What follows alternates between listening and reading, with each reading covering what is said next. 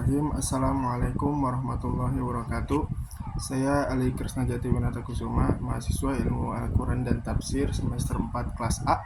Di sini saya akan melanjutkan review buku The History of the Quranic Text, itu bab 18 sampai 19, karya Profesor Dr. Al-Aljami MM. Nah, di bab 18 ini membahas tentang orientalis dan Al-Quran. Pembahasan yang pertama itu ada perlunya pembuktian penyimpangan dalam Al-Quran. Dengan maksud hendak membuktikan moralitas dan superioritas, teologi Barat, Jeffrey, dan banyak yang lainnya telah mencurahkan seluruh kehidupannya guna menyingkap perubahan teks Al-Quran yang katanya tidak mereka dapatkan dalam kajian kitab Injil sejarah manapun. Telah mencatat karya-karya mereka tentang hal ini Jeffrey dan juga yang lainnya akan tetapi Jeffrey yang paling banyak menguras tenaga dalam masalah ini. Adapun yang kedua itu ada kritikan orientalis terhadap kompilasi Al-Quran.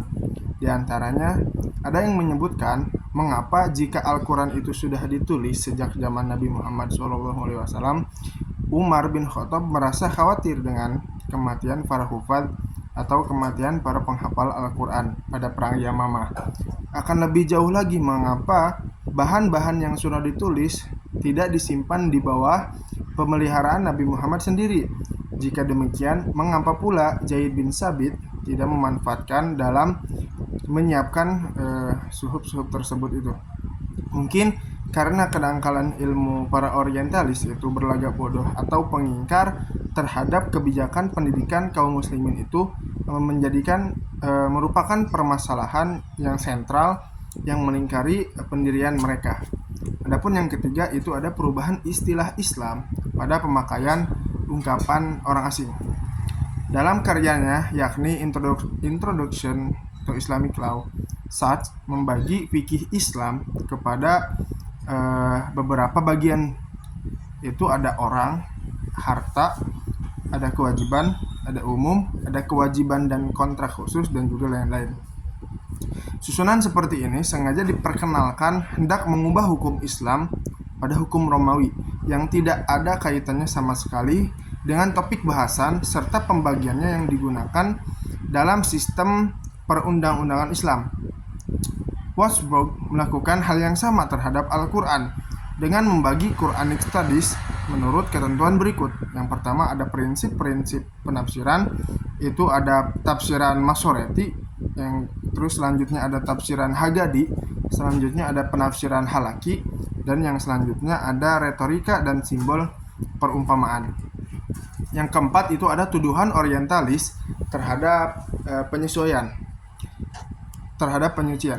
Dalam satu artikel Encyclopedia Britannica tahun 1891, Noldek, tokoh orientalis, menyebutkan banyak kekeliruan di dalam Al-Quran karena katanya kejahilan Muhammad tentang sejarah awal agama Yahudi. Dan juga ada tuduhan Noldek mengenai kesuburan negeri Mesir. Mengenai membanjirnya sungai Nil adalah karena di sebagian daerah sumber utamanya karena adanya perbedaan curah hujan, seperti telah dibuktikan para pakar lingkungan. Namun, mari kita singkirkan terlebih dahulu akan hal ini dan mari kita lihat Quran surat Yusuf ayat 49 yang artinya, kemudian setelah itu akan datang tahun yang padanya manusia akan diselamatkan dan di masa itu mereka memeras anggur.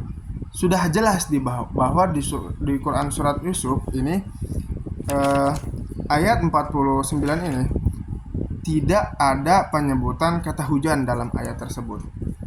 Mungkin itu untuk bab 18. Selanjutnya bab 19 itu mengenai tentang beberapa motivasi orientalis dan kajian subjektivitas. Yang pertama menggunakan analogi Yahudi.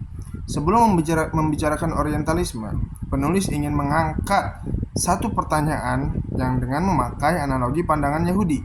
Dapatkah seorang ilmuwan yang antisentrisme dikatakan tidak memihak ketika mengkaji dokumen mereka seperti perjanjian lama atau golongan kertas laut mati? apapun keputusan yang diberikan, baik positif maupun negatif, hendaknya juga ditetapkan pada kalangan orientalis yang seharusnya berlaku jujur saat melakukan pembedahan terhadap ajaran Islam. Yang kedua, itu ada tindakan balas kaum muslimin. Seorang orientalis dan penipu kaum muslimin, kita akan mengambil studi kasus selayang pandang dalam karyanya Origins of Muhammadan Jurisprudence. Such menulis terdapat tulisan jika sekarang kita bisa memahami hukum Islam, itu adalah berkat jasanya Snock Horgen. Siapa dia itu? Dia adalah seseorang orientalis penggagas agenda penipuan terhadap komunitas muslim Indonesia untuk menerima sistem eksploitasi pemerintahan pada masa jajahan Belanda. Adapun yang ketiga itu pencarian untuk tidak berat sebelah. Nah, sikap tidak memihak dalam studi modern, dalam bukunya Covering Islam, Edward Said menyingkap sensasi politik dan media yang disajikan terhadap komunitas barat tentang Islam yang direkayasa. Islam itu dijadikan kambing hitam yang siap pakai dalam setiap fenomena sosial, politik, dan ekonomi yang tidak disetujui oleh barat. Itu untuk buku The Quranic The History of the Quranic Text. Selanjutnya itu buku Rekonstruksi Sejarah Al-Quran pada lampiran 1 dan 2. Pada lampiran 1 itu mengenai pembahasannya penghafalan dan pembacaan Al-Quran. Memang penghafalan dan pembacaan Al-Quran ini memang merupakan salah satu tradisi bangsa Arab yang sangat menonjol. Ketika Al-Quran diwahyukan, lewat tradisi ini keseluruhan wahyu yang diterima oleh Nabi Muhammad SAW telah dipelihara dari kemusnahannya. Al-Quran sendiri memberikan rongsokan senada kepada pembacaan dan juga penghafalannya. Nah, menurut sejumlah sarjana muslim, permulaan wahyu yang disampaikan kepada Nabi Muhammad SAW adalah perintah untuk membaca, yakni surat Al-Alaq ayat 1-5. Dalam khazanah literatur Islam, selain tajwid, terdapat beberapa istilah yang lazim digunakan untuk merujuk ilmu spesifik pembacaan Al-Quran, yaitu yang pertama ada tartil. Tartil adalah merujuk kepada pembacaan secara cermat dan juga perlahan-lahan. Adapun yang kedua itu tilawah. Tilawah adalah membaca secara tenang, berimbang, dan juga menyenangkan. Yang ketiga ada kiroah. Kiroah itu membaca dengan penekanan pada nada tinggi dan juga rendah dan juga sebagainya. Yang kedua ada terjemahan Al-Quran. Salah satu cara bagi kaum muslimin yang non-Arab yang tidak bisa berbahasa Arab untuk memahami Al-Quran adalah lewat terjemahan kitab suci dalam bahasa mereka. Tetapi apakah Al-Quran yang menyatakan dirinya itu diturunkan dalam bahasa Arab bisa diterjemahkan ke dalam berbagai bahasa non-Arab merupakan suatu masalah yang telah menimbulkan kontroversi dan juga berkepanjangan dalam masalah Islam. Permasalahan tentang tidak bolehnya dalam menerjemahkan Al-Quran barangkali mesti dilacak di dalam Al-Quran sendiri dan juga fenomena Islam yang awal. Memang benar bahwa Al-Quran diwahyukan dalam bahasa Arab seperti yang diklaim kitab suci itu dalam kesempatan.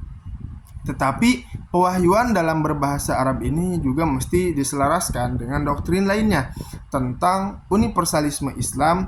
Risalah yang dibawa Nabi Muhammad SAW adalah untuk seluruh umat manusia, bukan hanya untuk orang Arab saja. Jadi mungkin menerjemahkan Al-Quran yang awalnya bahasa Arab ke dalam bahasa yang lainnya itu diperbolehkan dengan dalih karena Al-Quran ini bukan hanya untuk orang Arab saja. Yang ketiga itu ada tafsir Al-Quran. Tafsir Al-Quran ini berasal dari kata fassaro, yufassiru tafsiron, yang artinya bisa menjelaskan, menerangkan, dan juga menyingkap. Nah, sinonim untuk kata tafsir ini itu adalah kata syarah atau juga takwil. Nah, selanjutnya pada lampiran kedua itu ada kesarjanaan Barat dan juga Al-Quran. Terjemahan dan suntingan Al-Quran.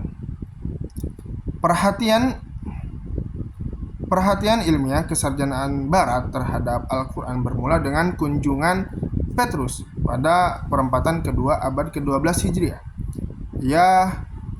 Abad ke-12. Ia membentuk dan membiayai tim penerjemah yang ditugaskan menerjemahkan serangkaian teks Arab yang secara keseluruhan merupakan pijakan ilmiah bagi para nasionalis Kristen yang berurusan dengan Islam. Hasil kerja tim tersebut dikenal sebagai Clinic Corpus. Kemudian tersebar luas, namun dikabarkan bahwa terjemahan Clinic Corpus ini terdapat banyak kekeliruan yang mana telah mengubah makna original kitab suci itu dengan menyelaraskannya kepada konsep-konsep Latin. Mungkin itu saja yang bisa saya sampaikan, kurang lebihnya mohon dimaafkan. Wassalamualaikum warahmatullahi wabarakatuh.